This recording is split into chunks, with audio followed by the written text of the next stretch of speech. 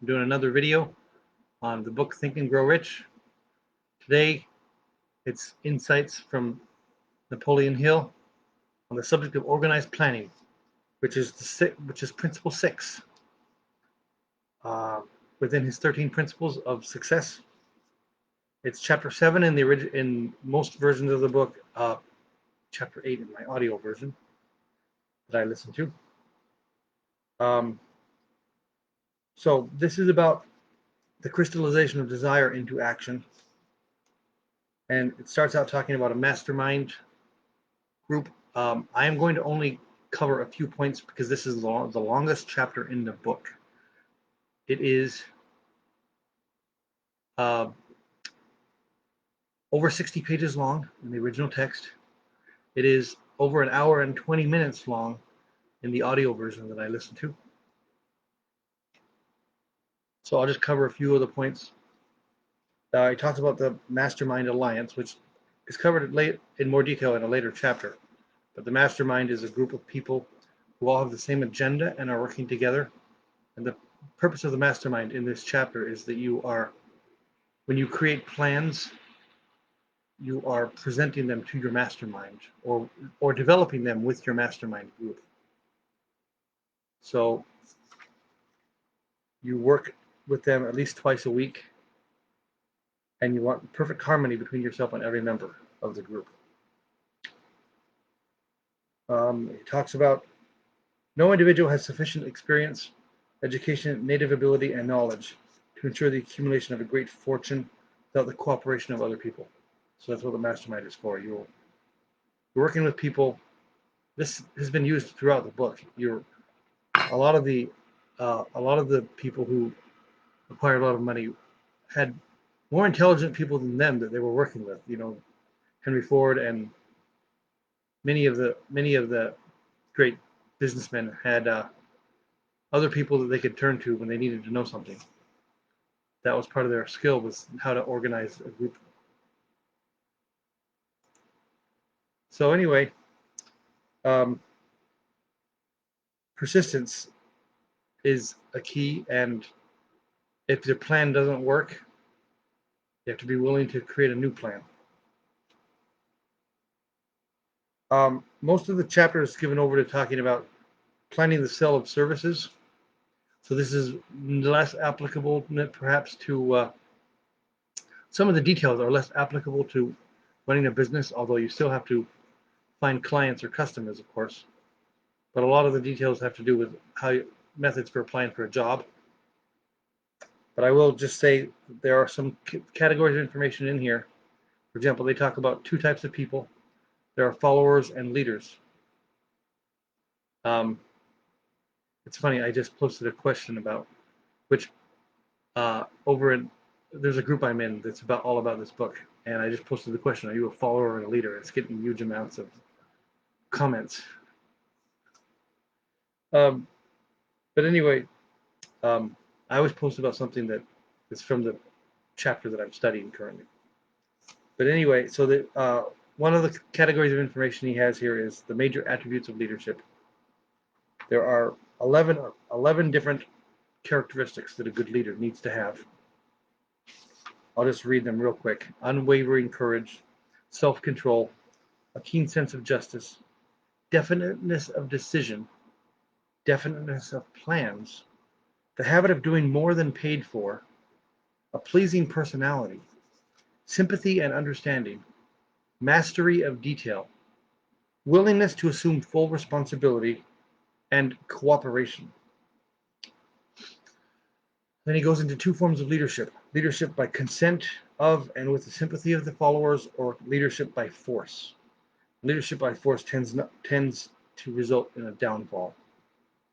And there are many examples in the editor's comments of my modern audio file.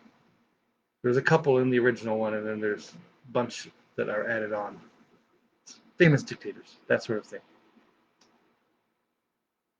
I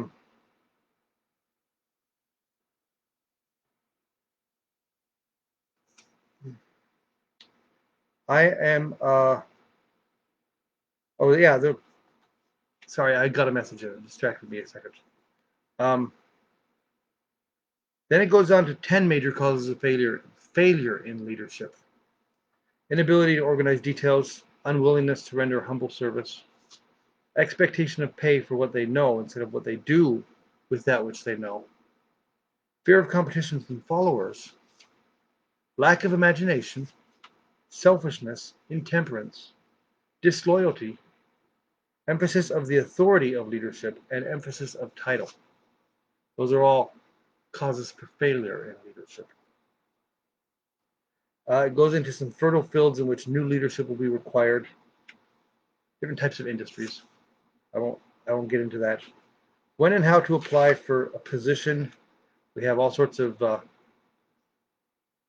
different application methods, and there's a lot of comments in the audio version that I'm listening to where they update this for what's current practice as of about 20 years ago in applying for jobs. So if anybody watching this is applying for a job, I highly recommend listening to this chapter in that audio version because it updates some of Napoleon Hill's information. How to get the exact position you desire, new way of marketing services.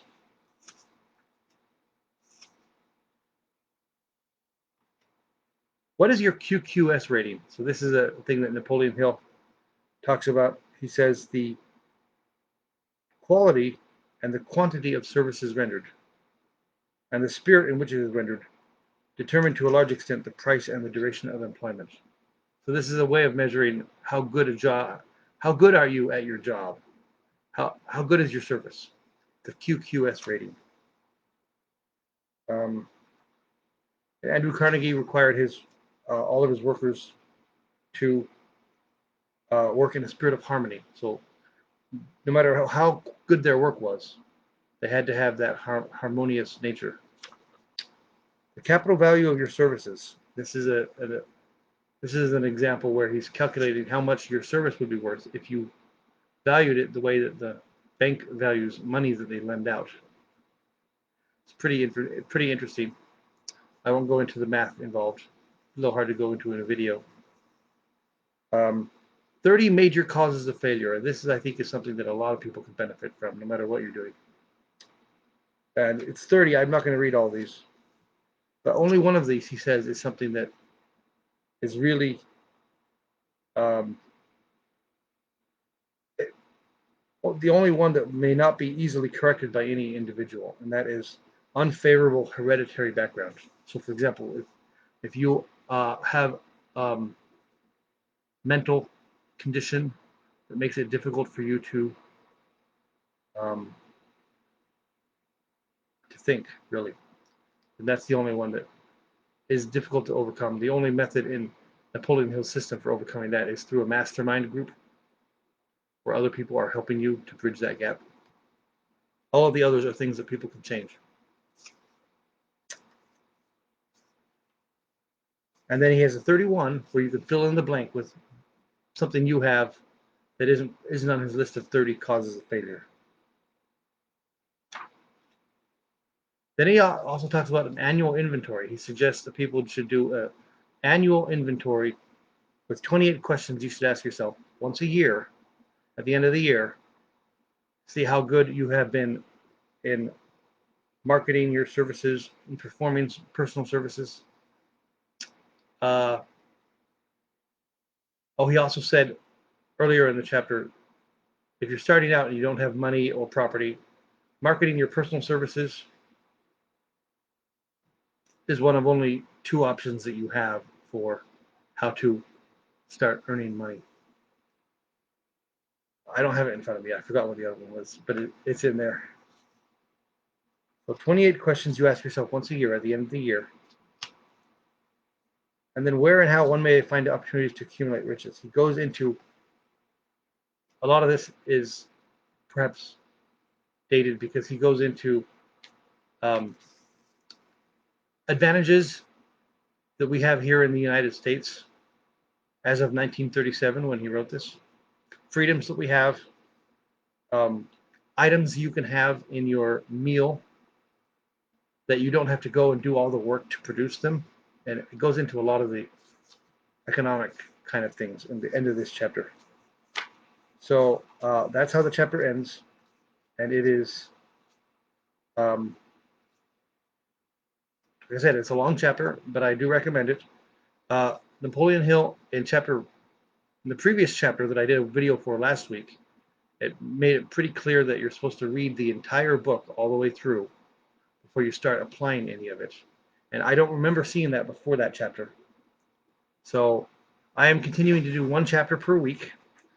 And then when I finish that, I will come back and work on other pieces that I need to do. Also, I will be posting about this. I have a personal development group that I admin now that I just created less than 2 weeks ago and started inviting people to a few days ago.